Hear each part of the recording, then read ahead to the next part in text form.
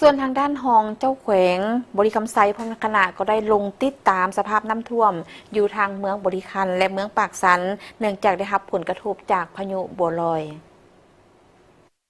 ทานคำเวียนปัญญานุวงศ์ห้องเจ้าแขวงเมืองบริคำไซพร้อมโดยคณะได้ลงติดตามเบิ่งสภาพน้ำท่วมอยู่เมืองบริคันและเมืองปักสันเนื่องจากได้รับผลกระทบจากพายุบัวลอยในระยะ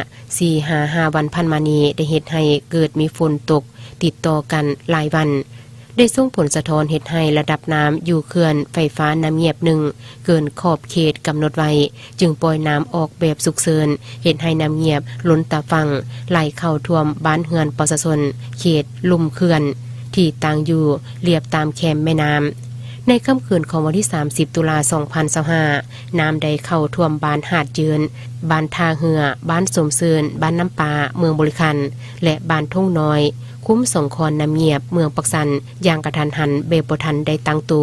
เหตุให้ที่อยู่อาศัยทุ่งนาหัวสวนสัตว์เลี้ยงของพ่อแม่ประชาชนเสียหายอย่างหลวงลายสำหรับบ้านหาดยืนจำนวนหลังคาเฮือนมี90หลังคาเฮือนบ้านท่าเหือ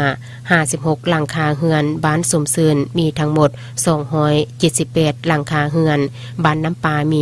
137หลังคาเฮือนถูกท่วม62หลังคาเฮือนสำหรับอยู่บ้านทุ่งน้อยคุ้มสงครน้ำเงียบเมืองปักสันเม่นมีทั้งหมด44หลังคาเฮือนตัวกับสภาพดังกล่าวทางอำนาจการปกครองเมืองและอำนาจการปกครองแขวงได้ระดมทุกกำลังปก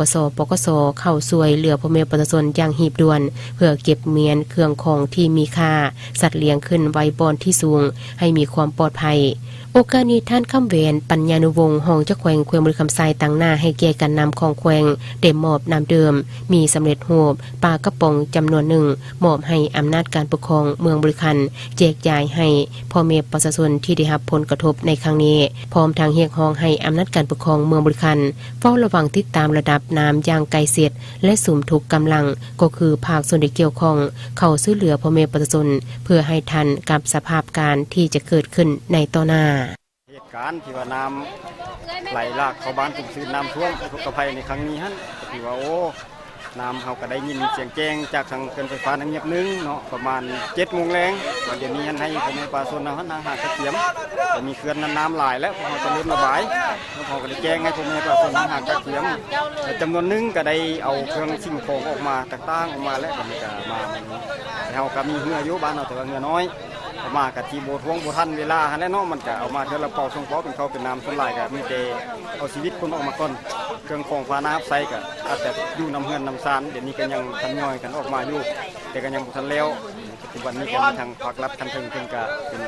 กำลังปกสฮันก็ได้เอากำลังมาช่วยทางเหือทางกำลังถือว่าหลายเติบพอสมควรแต่ปัจจุบันนี้ทางบ้านตรงชื้นทางนี้น้ำกันยังโบทันได้ลดได้ลง